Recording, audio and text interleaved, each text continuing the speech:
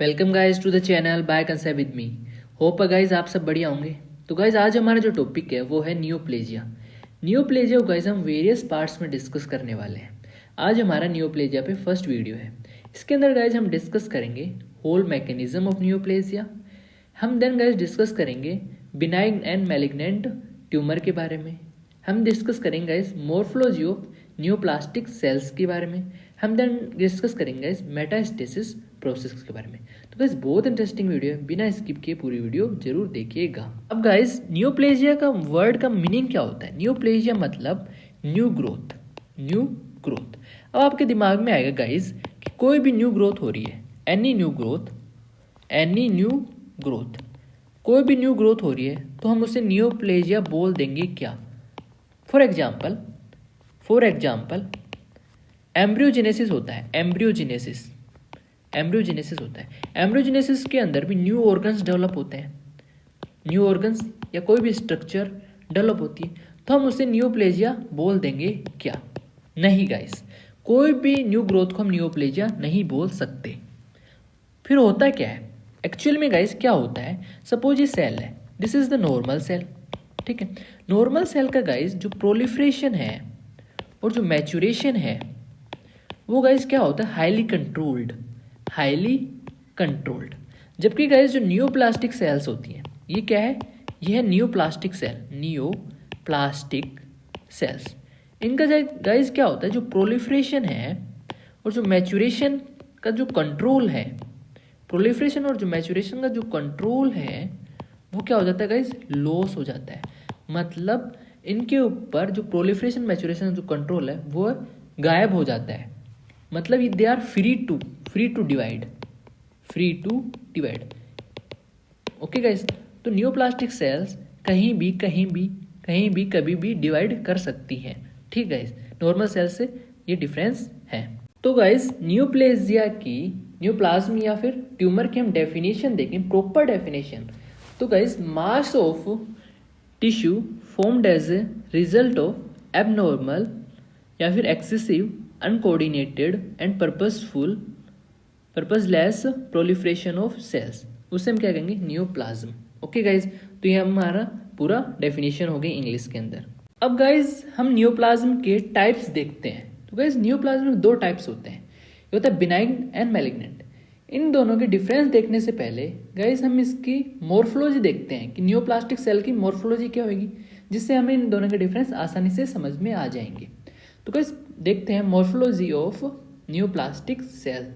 ठीक है, अब गाइज इस मॉर्फोलॉजी को समझने के लिए हमें एक टर्म ध्यान में रखना होगा। कौन सा टर्म? एक टर्म होता है गाइज डिफरेंशिएशन। क्या होता है? सपोज गाइज ये एक पेरेंट सेल है, this one is parent cell. इससे गाइज प्रोजेनी सेल्स बने, this one is progeny cells. अब गाइज ये प्रोजेनी सेल्स अगर इस पेरेंट सेल से सिमिलर दिख रहे हैं, इफ appear similar, ध्यान से समझना गाइस, सिमिलर, देन इसे बोलेंगे गुड डिफरेंशिएशन। क्या बोलेंगे? Good differentiation. अगर appear डिफरेंट देन इसे बोलेंगे बैड डिफरेंशिएशन। तो गाइस नियोप्लास्टिक सेल्स में क्या होता है? नियोप्लास्टिक सेल्स में गाइस जो होता है लैक ऑफ डिफरेंशिएशन, मतलब बैड डिफरेंशिएशन। जो न्यूप्लास्टिक सेल्स होती हैं उनके अंदर बैड डिफरेंशिएशन होता है। इसको हम एक वर्ड नाम से दे सकते हैं, इसको हम बोल सकते हैं एनाप्लेजिया मतलब होता है lack of differentiation.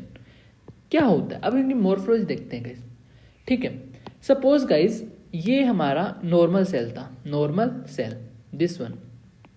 This one, ठीक है, दिस वन एकदम मस्त है, नॉर्मल सेल मस्त है।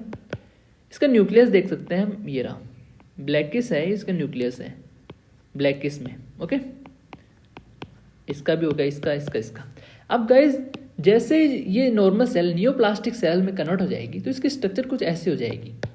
कैसी हो जाएगी तो हम देखते हैं। इसकी जो स्ट्रक्चर है वो ऐसी हो जाएगी, दिस वन मतलब प्लियोमॉर्फिज्म नेचर आ जाएगा। प्लियोमॉर्फिज्म मतलब कोई सेल बड़ी कोई सेल छोटी, दिस वन। ओके। और जो न्यूक्लियस है गाइस, जो पहले बेसमेंट मेम्ब्रेन की तरफ था, जो न्यूक्लियस है वो कहाँ चला जाएगा, दूर, बेसमेंट मेम्ब्रेन से दूर, दिस वन। दिख रहा है गाइस आप सबको, दिस वन। ये क्या थी, बेसमेंट मेम्ब्रेन। ये क्या था, ब्लैकिश न्यूक्लियस। ये क्या है, normal cell, this one is normal cell. ये सेल क्या है, नियोप्लास्टिक सेल, नियोप्लास्टिक सेल। ठीक है। अब गाइस यहाँ पर हम बहुत सारे कंक्लूजन बनाएंगे, कंक्लूजन। ठीक है। पहला, मॉर्फोलॉजी की बात कर रहे हैं, मॉर्फोलॉजी। ठीक है, नियोप्लास्टिक सेल की, नियोप्लास्टिक सेल की।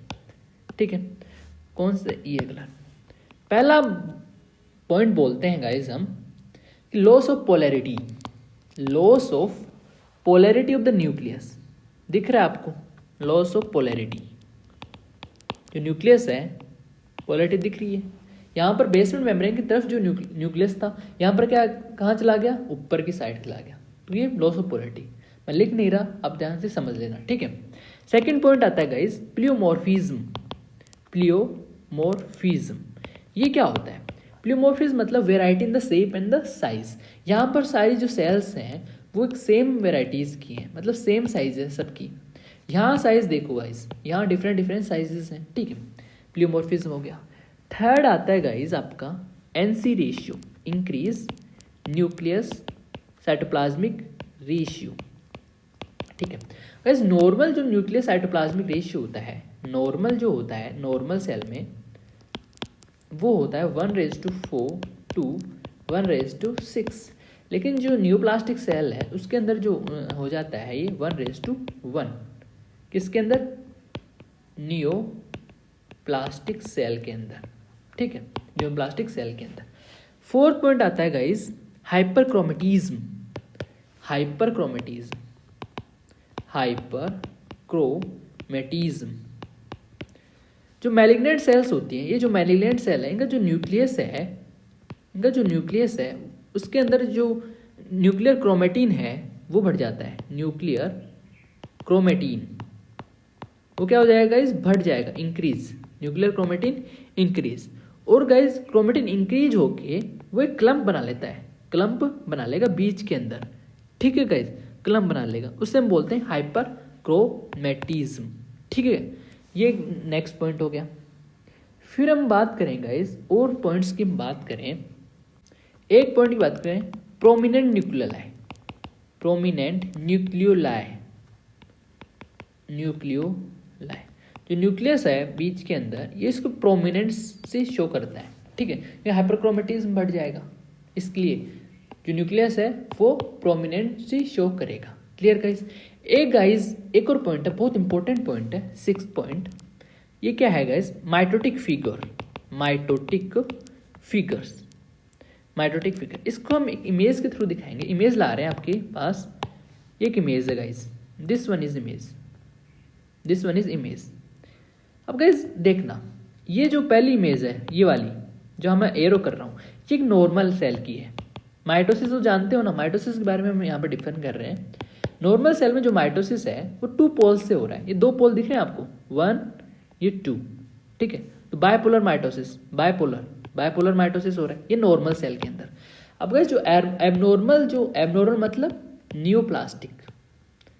न्यूप्लास्टिक सेल, उसके अंदर क्या होता है, tripolar, this one is tripolar. ठीक है, बहुत सारे पोल हो सकते हैं, इनके अंदर पोल्स का काउंट ही नहीं है। ठीक है, तो यहाँ पर क्या बोल सकते हैं, माइटोटिक फिगर्स जो है वो क्या है, एबनॉर्मल माइटोटिक फिगर। तो गाइस ये हमने पूरा इसका मॉर्फोलॉजी किया कि सेल्स कैसी दिखती हैं। जो न्यूप्लास्टिक सेल्स हैं उसके अंदर लॉस ऑफ पोलैरिटी हो जाता है, प्लियोमॉर्फिज्म हो जाएगा, NC रेशियो बढ़ जाता है गाइस, नॉर्मल की वैल्यू हम याद रखनी है, और हाइपरक्रोमेटिज्म बढ़ जाएगा, जो न्यूक्लियस है उसकी प्रोमिनेंसी हो जाएगी, जो माइटोटिक फिगर्स हैं। ठीक है, ये हमने आपको बता दिया कि कैसे होता है। बायपोलर जो होगा नॉर्मल सेल के अंदर, इनके अंदर बहुत सारे पोल्स होंगे, दिख रहे हैं ना ये poles, this one is 2।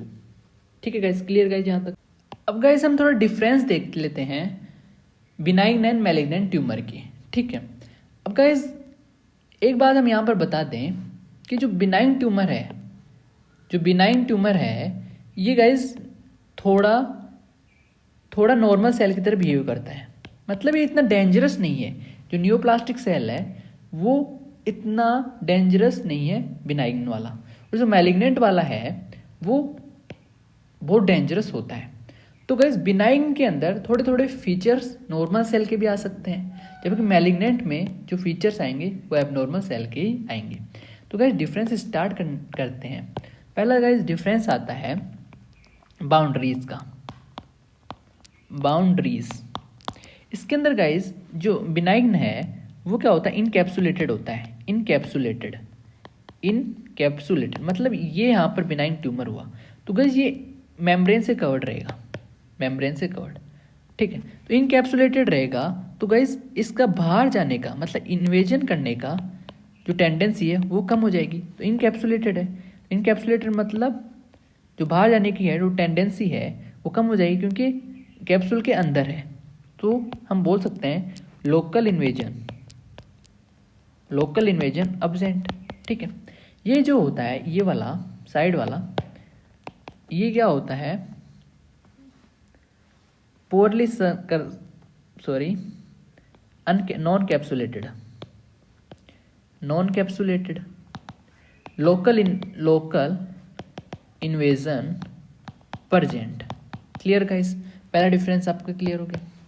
Second हम बात करें गाइस, सेकंड डिफरेंस की जो साइज है ये यूजुअली स्मॉल साइज का होता है, ये लार्ज साइज का होता है।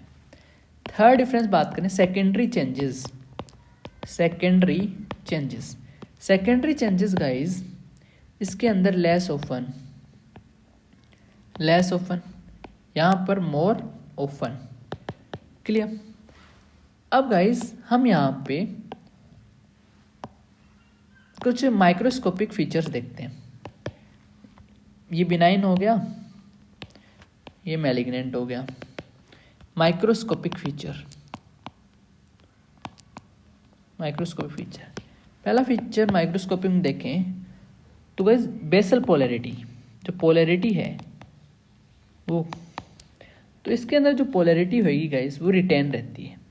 मैंने बताया था ना अभी जो न्यूक्लियस की पोलैरिटी है, मैंने बताया था कि जो बिनाइन है ये थोड़ा नॉर्मल सेल की तरह बिहेव करता है। तो नॉर्मल सेल में पोलैरिटी रिटेन रहती है तो बिनाइन में भी पोलैरिटी रिटेन रहेगी, जबकि जो मैलिग्नेंट है उसके अंदर जो पोलैरिटी है लॉस्ट हो जाती है, लॉस्ट। फिर बात करें प्लियोमॉर्फिज्म की। प्लियोमॉर्फिज्म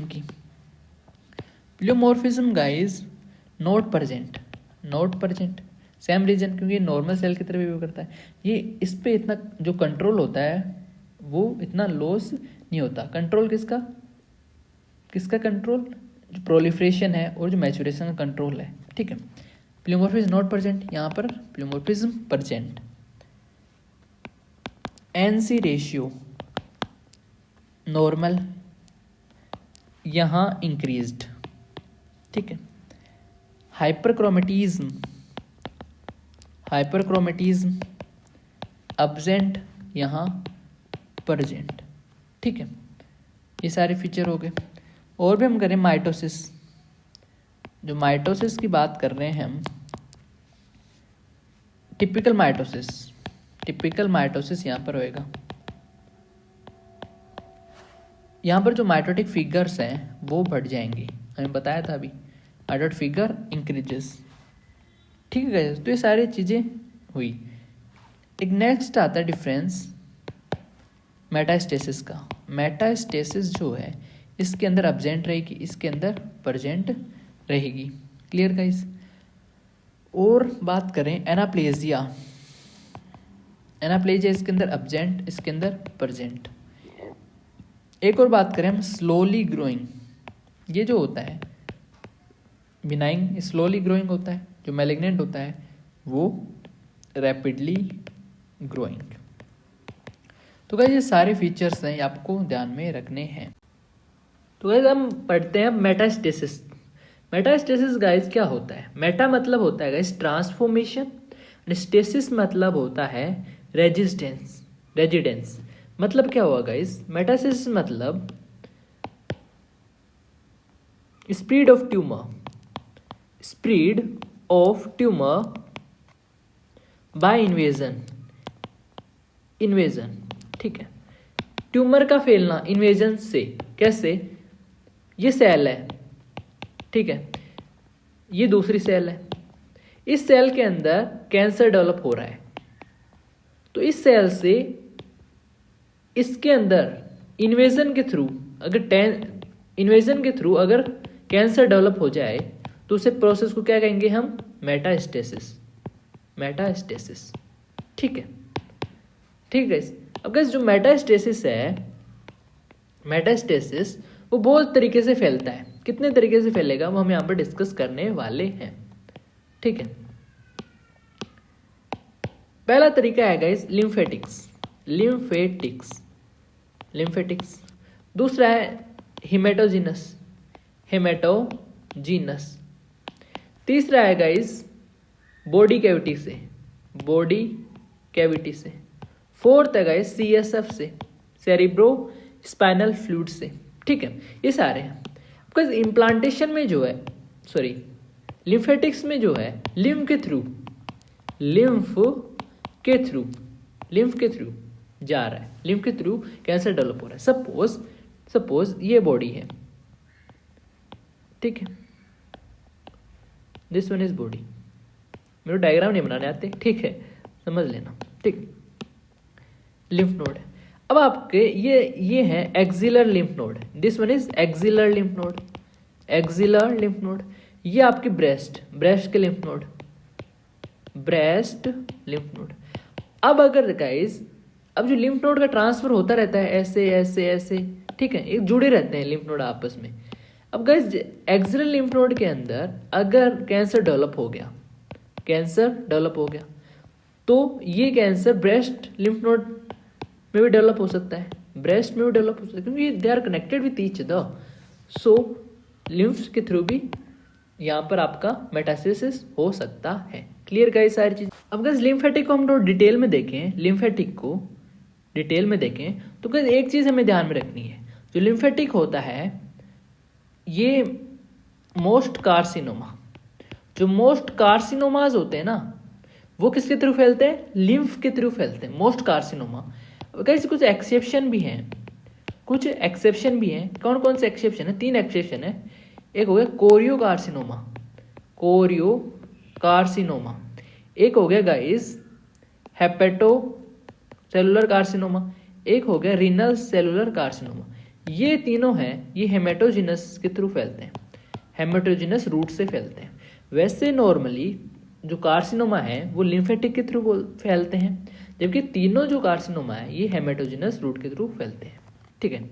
लिम्फेटिक में गाइस 2 टर्म आएंगे, एक होता है लिम्फेटिक परमिएशन। ये क्या होता है लिम्फेटिक परमिएशन, वो हम डिस्कस करेंगे, ठीक है गाइस। लिम्फेटिक परमिएशन क्या होता है, सपोज करो गाइस एक वॉल है, लिम्फेटिक की एक वॉल है, उस वॉल को गाइस जो कैंसर सेल है उस वॉल को इन्वेड कर दिए।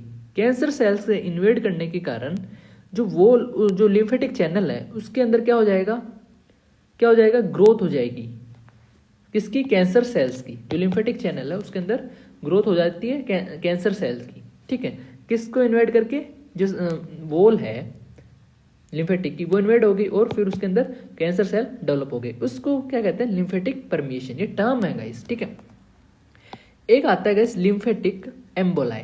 वो क्या होता है लिम्फेटिक एम्बोलाई, गाइस जो मैलिग्नेंट सेल है लिम्फ के अंदर, यहाँ पर जो लिम्फ के अंदर कैंसर सेल प्रोड्यूस हुई यहाँ पे, फिर जो कैंसर सेल मैलिग्नेंट सेल के अंदर कन्वर्ट हुई, जो वो मैलिग्नेंट सेल जो है वो डिटैच हो जाएंगी गाइस, डिटैच होके क्या बना लेंगी, डिटैच होगी, फिर वो एम्बोलाई बना लेती है। क्या बना लेती है, एम्बोलाई। जो मैलिग्नेंट सेल है वो डिटैच होकर क्या बनाती है, एम्बोलाई। अब जो एम्बोलाई हैं वो क्या होते हैं, वो एक जगह से दूसरी जगह ट्रांसफर होते रहते हैं। क्लियर गाइस ये सारी चीजें, तो ये टर्म आपको याद रखने हैं। अब गाइस आते हैं हेमेटोजीनस पे। हेमेटोजीनस गाइस जो सार्कोमास होते हैं ना, सार्कोमास, मोस्टली सार्कोमा किसके थ्रू ट्रांसफर होते हैं, हेमेटोजीनस से। लेकिन कुछ एक्सेप्शन है, जैसे गाइस लंग के lung, breast, thyroid, kidney, liver, prostate, ovary, इन सब के जो सार्कोमा है वो हेमेटोजेनस ट्रांसफर नहीं होंगे। वो किससे ट्रांसफर होते हैं? और कोई मेथड से ट्रांसफर होते हैं। अगर हम इंडिविजुअल देखें तो इन एक्सेप्शन में हम नाम ले सकते हैं एल्व्यूलर रेप्डो सार्कोमा। एल्व्यूलर रेप्डो सार्कोमा ये किसके थ्रू होता है? लिम्फेटिक के थ्रू होता है। ठीक है, क्लियर गाइस सारी चीजें। अब गाइस जो हेमेटोजेनस है 3 तरह से ट्रांसफर होता है। 3 तरह से होगा गाइस। पहला होता है सिस्टेमिक वीन्स, सिस्टेमिक वीन्स से थ्रू। सेकंड है portal vein, portal vein. Third है guys pulmonary vein, pulmonary veins. Systemic vein से कैसे होगा गाइस वो हम यहाँ पर बताते हैं। सिस्टेमिक वीन गाइस ये अपना ब्लड किसको देती है? वेना केवा को, वेना केवा को। ठीक है, सिस्टेमिक वीन कहाँ से ब्लड लाती है? सिस्टेमिक वीन के पास ब्लड कहाँ से आता है? सिस्टेमिक वीन से पास ब्लड आएगा लिम्ब से, हेड, नेक, पेल्विस। ठीक है, ठीक है, यहां से ये जो इसका ब्लड है लिम्ब, नेक, हेड, पेल्विस का सिस्टेमिक वीन के पास जाएगा। सिस्टेमिक वीन देन वीना केवा को ब्लड ट्रांसफर कर देगी। वीना केवा देन लंग्स को करेगा। ठीक है, तो गाइस जो लिम्ब है, हेड है, नेक है, पेल्विस है, इसका जो इसके अंदर अगर कोई भी कैंसर है तो वो सिस्टेमिक वीन के थ्रू लंग्स तक पहुंच जाएगा ना, लंग्स तक मेटास्टाइज हो जाएगा। तो ये एक रूट हो गया सिस्टेमिक वीन का। ठीक है, पोर्टल वीन का क्या रूट है? पोर्टल वीन गाइस ये अपना लीवर होता है, दिस इन लीवर। ये आपके इंटेस्टाइन है, ये स्टोमक हो गया, पेंक्रियाज, ये इंटेस्टाइन है। ठीक है, इंटेस्टाइन। अब गाइस इंटेस्टाइन का जो ब्लड है वो लीवर के थ्रू जाता है। इंटेस्टाइन में जो ब्लड है वो लीवर के थ्रू जाएगा। उस सर्कुलेशन को क्या बोलते हैं? Portal circulation. ठीक है, पोर्टल सर्कुलेशन। तो अगर गाइस आपका इंटेस्टाइन के अंदर कोई भी हो गया, इंटेस्टाइन के अंदर, पैंक्रियाज के अंदर कोई भी कैंसर है तो फिर आपका लीवर के अंदर वो कैंसर पहुंच सकता है। क्लियर गाइस सारी चीजें। तीसरा है गाइस पल्मनरी वीन का, पल्मनरी वीन्स का। ठीक है गाइस, सपोज आपके लंग में अंदर कैंसर है, लंग के अंदर कैंसर है। सपोज ये हार्ट है, ठीक है, दिस वन इज हार्ट। ठीक है, ये लंग है, ये लंग्स। लंग्स से पल्मनरी वीन लंग्स से ब्लड लेके आती है इसमें लेफ्ट एट्रियम में, लेफ्ट एट्रियम में। ठीक है, अगर लंग के अंदर कैंसर है तो लेफ्ट एट्रियम के अंदर कैंसर हो जाएगा। ठीक है, फिर गाइस ये लेफ्ट एट्रियम का ब्लड ये पूरी बॉडी के अंदर सर्कुलेट होता है अओर्टा के थ्रू। ठीक है, तो गाइस लंग्स का कैंसर लेफ्ट एट्रियम में आया पल्मनरी वीन के थ्रू, पल्मनरी वीन के थ्रू। फिर ये और भी ट्रांसफर हो सकता है, सिस्टेमिक सर्कुलेशन में भी जा सकता है। तो मतलब ये वाइड स्प्रेड मेटास्टाइज हो सकता है। Clear guys. गाइस चौथा देखें हम तो चौथा मेथड है बॉडी कैविटी। जो कैंसर है वो बॉडी कैविटी से भी ट्रांसफर हो सकता है। फॉर एग्जांपल गाइस स्यूडोमिक्सोमा पेरिटोनाई, ठीक है, ये एग्जाम्पल हो गया। गाइस मोस्ट कॉमन जो बॉडी कैविटी होती है, मोस्ट कॉमन वो होती है पेरिटोनियल कैविटी, पेरिटोनियल कैविटी। ठीक है गाइस, ये आपको ध्यान रखना है। तो गाइस ये हमारा सारा रूट ऑफ मेटास्टेसिस हो गया। ठीक है, नेक्स्ट वीडियोस में हम गाइस डिस्कस करेंगे molecular basis of cancer, cancer की पैथोजेनेसिस कैसे होती है वो हम डिस्कस करने वाले हैं। तो गाइस ये पूरा वीडियो हमारा यहाँ पर क्लियर होता है। तो guys thanks for watching this video. अगर वीडियो अच्छी लगी हो तो आप लाइक भी कर सकते हैं, शेयर भी कर सकते हैं एंड चैनल को सब्सक्राइब भी कर सकते हैं। Thank you guys for watching. Stay safe, stay healthy.